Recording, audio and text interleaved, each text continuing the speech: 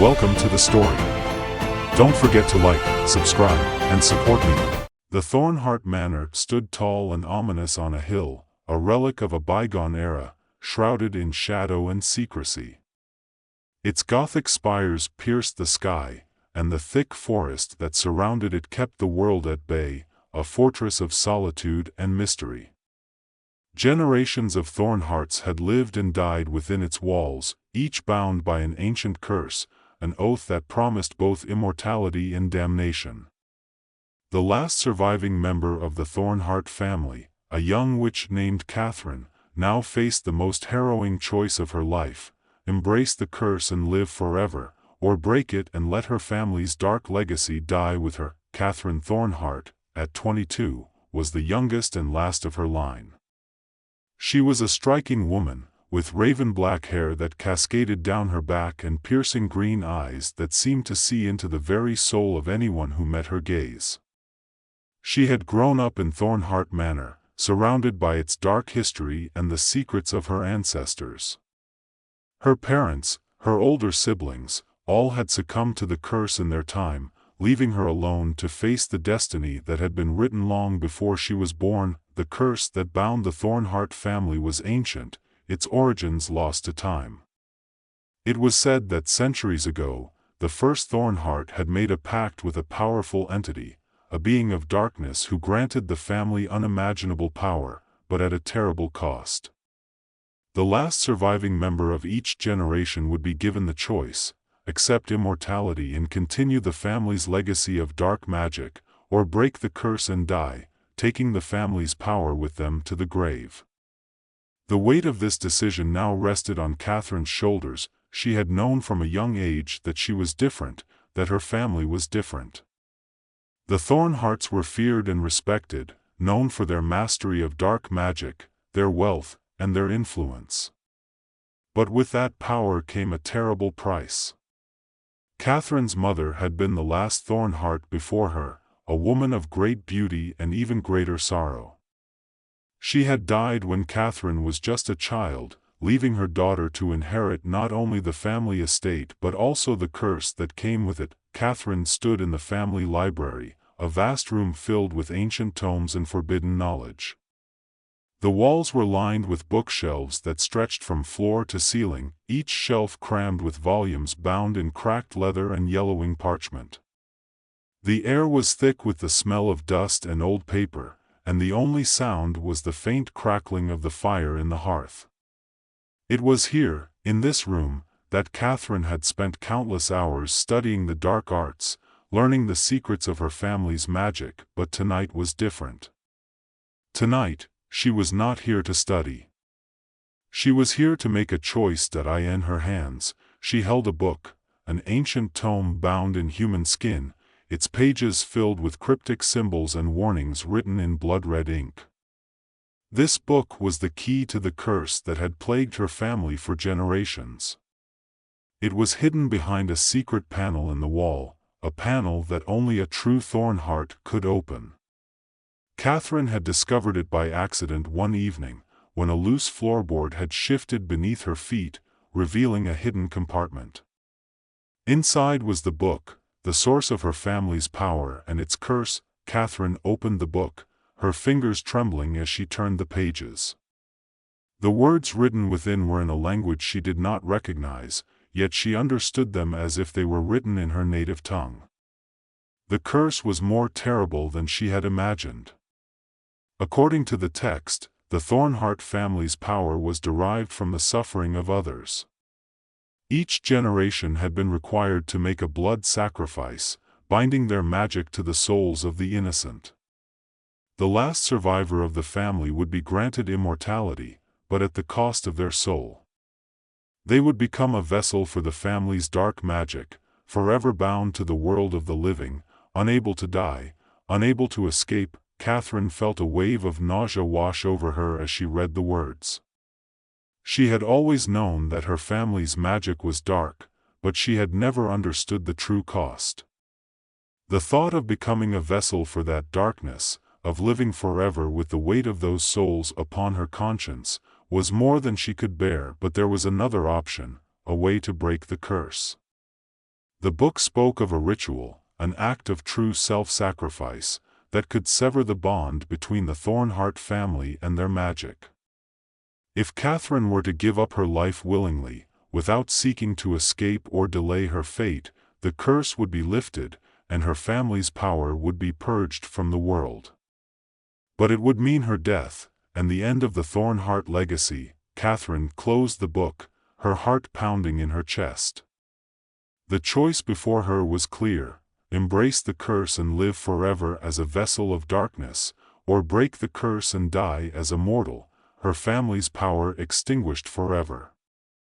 It was a choice between life and death, between power and freedom, and it was one she could not make lightly. As she stood there, the fire casting flickering shadows on the walls, Catherine felt the weight of her ancestors watching her. She could almost hear their voices, whispering to her from the darkness, urging her to embrace the curse, to continue the family's legacy. But she also heard another voice, a voice of reason, a voice that told her to choose freedom, to break the cycle of darkness that had plagued her family for centuries. The days passed in a blur, each one bringing Catherine closer to the decision she knew she had to make. She wandered the halls of Thornheart Manor, her mind racing with thoughts of the curse, the choice before her, and the consequences of that choice. She felt the presence of her ancestors everywhere she went, their spirits lingering in the shadows, watching, waiting. One night, as she lay in her bed, unable to sleep, she heard a voice, a soft, whispering voice that seemed to come from the very walls of the manor. It called her name, beckoning her to follow. She rose from her bed, her heart pounding in her chest, and followed the voice down the dark, twisting corridors of the manor, her feet moving of their own accord. The voice led her to a door she had never seen before, a heavy, iron-bound door that seemed to pulse with a faint, otherworldly light. With trembling hands, she pushed the door open and stepped inside. The room beyond was a chamber of shadows, lit only by the flickering glow of a single, burning candle. In the center of the room stood a figure, tall and imposing, its body made of shifting shadows and glowing red eyes. It was the guardian of the oath, a powerful entity bound to the Thornheart family's curse, and it had been waiting for her. The guardian's voice was a low, rumbling growl that seemed to vibrate through the very air. "You have come, at last," it said, its eyes narrowing as it regarded her. "The time has come for you to make your choice." Catherine felt a chill run down her spine as she faced the guardian. She had known that this moment would come, but she had not expected it to be so soon, or so terrifying. "What is it that you want from me?" she asked, her voice barely above a whisper. The guardian's eyes glowed brighter, and it stepped closer to her, its presence overwhelming. "You are the last of the Thornheart line," it said. "The curse demands that you choose, embrace the darkness and claim the immortality that is your birthright, or break the curse and face your death." Catherine swallowed hard, her heart pounding in her chest. "And if I choose to break the curse?" she asked. The guardian's expression darkened, and it seemed to grow larger, its shadowy form looming over her. "Then you will die," it said, its voice cold and final. "Your family's power will be extinguished, and the Thornheart legacy will be no more." Catherine felt a surge of fear and doubt, her mind racing with the implications of the choice before her. She had always known that her family's magic was dark, but she had never fully understood the cost. The thought of living forever, bound to that darkness, was almost too much to bear.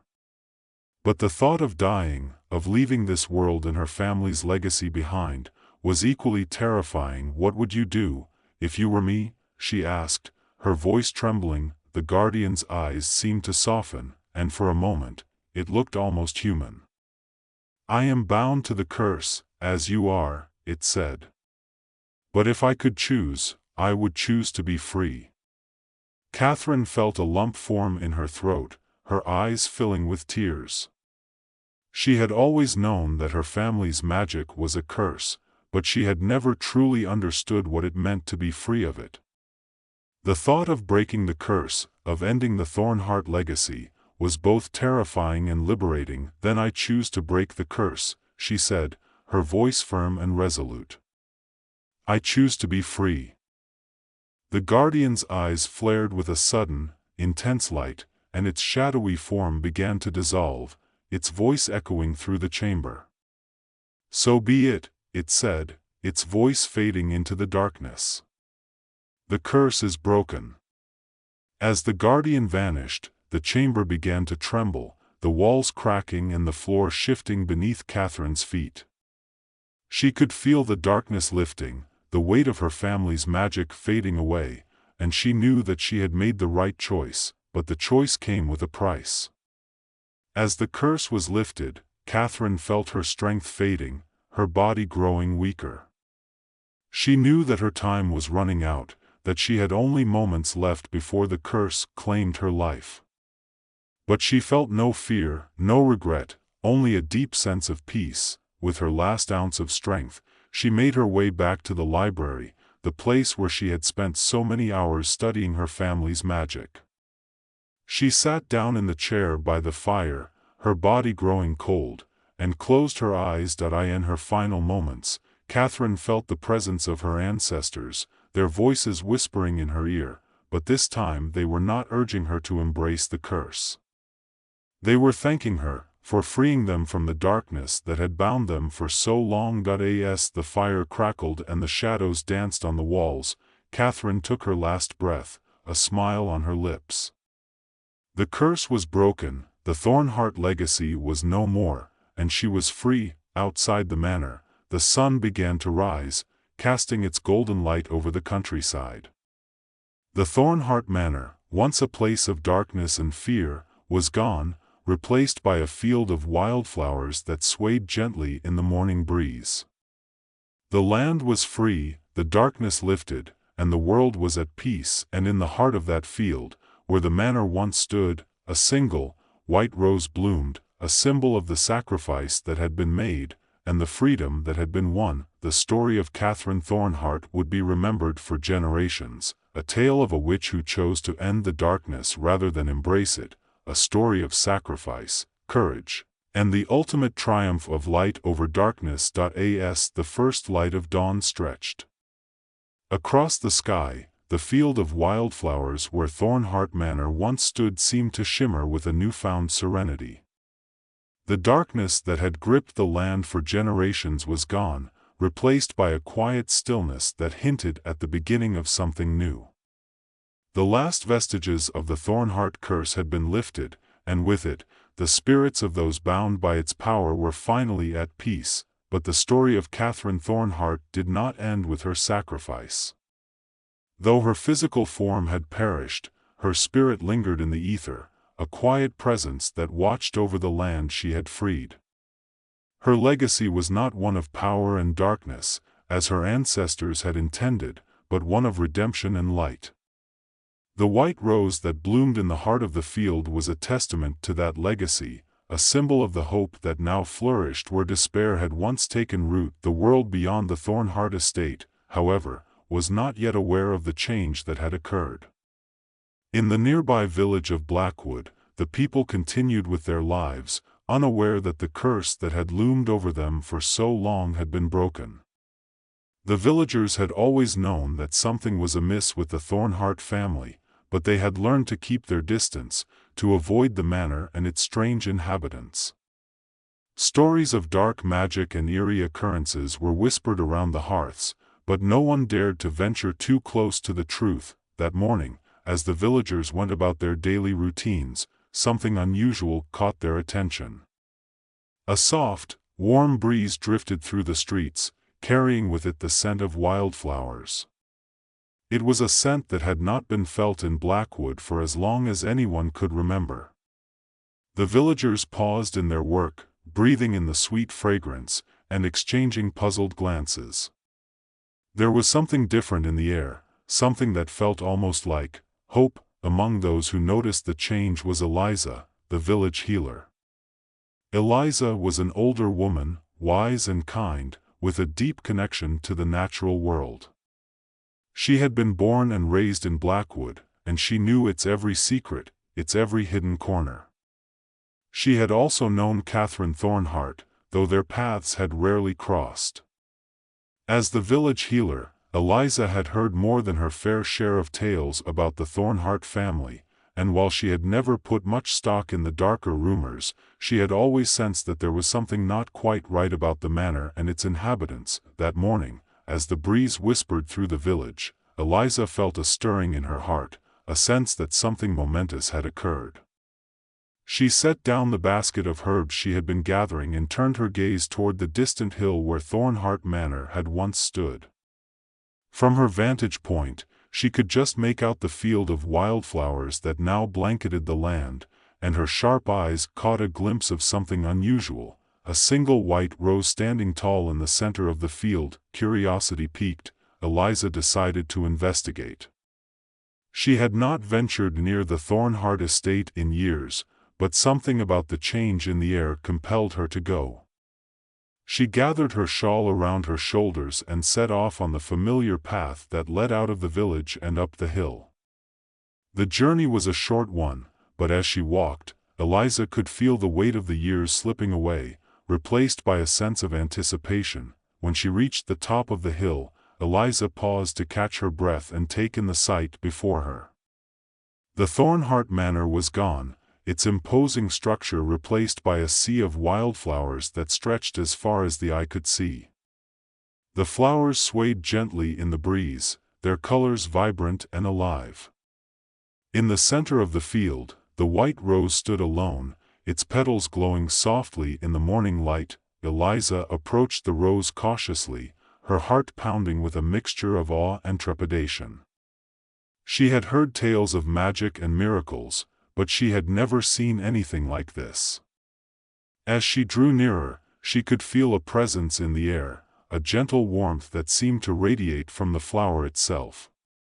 It was as if the very essence of the land had been transformed, purified by some unseen force. When she reached the rose, Eliza knelt beside it, her fingers trembling as she reached out to touch its delicate petals. The moment her skin made contact with the flower, a flood of images and emotions surged through her mind. She saw Catherine Thornheart, standing alone in the library, the ancient tome in her hands. She saw the guardian of the oath, its shadowy form towering over her. She saw the choice Catherine had made, the sacrifice she had willingly embraced to free her family from the curse that had bound them for so long. Tears welled up in Eliza's eyes as the full weight of Catherine's sacrifice washed over her. The young witch had given up everything, her life, her legacy, her very soul, to break the cycle of darkness that had plagued her family for generations. And in doing so, she had not only freed her ancestors but had also brought peace and hope to the land that had been tainted by their magic. Eliza bowed her head, her tears falling onto the soft earth at the base of the rose. "Thank you, Catherine," she whispered, her voice choked with emotion. "Thank you for your courage, for your sacrifice. May you find the peace you sought in the next world." As she knelt there, Eliza felt a gentle breeze brush against her cheek, as if in response to her words. She looked up, and for a brief moment, she thought she saw the faint outline of a figure standing beside the rose, a figure with raven-black hair and piercing green eyes. But when she blinked, the figure was gone, and only the rose remained, its petals still glowing softly in the morning light. Eliza knew then that Catherine's spirit was still watching over the land, a guardian of the peace she had fought so hard to achieve. The healer rose to her feet, her heart lighter than it had been in years. She would tell the villagers of what she had seen, of the curse that had been lifted, and of the sacrifice that had made it possible. The story of Catherine Thornheart would become a legend, a tale of redemption and hope that would be passed down through the generations. As Eliza made her way back down the hill, the scent of wildflowers filled the air, a reminder of the new beginning that had been born from the ashes of the old. The villagers would no longer need to fear the Thornheart name, for its legacy of darkness had been replaced by a legacy of light. And though Catherine was gone, her spirit would live on in the hearts of those who remembered her, a beacon of hope in a world that had once been shrouded in shadow. In the days that followed, the story of Catherine Thornheart spread throughout the village of Blackwood and beyond. Travelers who passed through the area spoke of the field of wildflowers where a great manor once stood, and of the single white rose that grew at its center. They spoke of the young witch who had broken the curse that had bound her family for generations, and of the peace that had come to the land as a result. As the years went by, the field of wildflowers became a place of pilgrimage for those seeking solace and redemption. People from all walks of life came to pay their respects, to lay flowers at the base of the white rose, and to reflect on the story of Catherine Thornheart. The rose itself became a symbol of hope, reminder that even in the darkest of times, there is always the possibility of light. Eliza, the village healer, became the keeper of Catherine's story, sharing it with all who would listen. She lived to a ripe old age, her heart filled with the knowledge that she had witnessed something truly extraordinary. And when her time finally came, she was laid to rest in the field of wildflowers, her grave marked by a simple stone inscribed with the words, "Here lies Eliza, who carried the story of hope." But the story did not end there. For even after Eliza's passing, the field of wildflowers continued to bloom, the white rose standing tall at its center. And on certain nights, when the moon was full and the air was still, those who ventured to the field claimed to see a figure standing beside the rose, a figure with raven-black hair and piercing green eyes, watching over the land she had freed. Catherine Thornheart had found her peace, but she had also found her purpose. Her spirit remained a guardian of the hope she had brought to the world, a protector of the light that had emerged from the darkness. And though her story was one of sacrifice, it was also one of triumph, a reminder that even the most cursed of legacies can be transformed by the power of love and the courage to choose what is right. The legend of Catherine Thornheart would live on for centuries, a tale of redemption that would be told and retold, each generation finding new meaning in her story.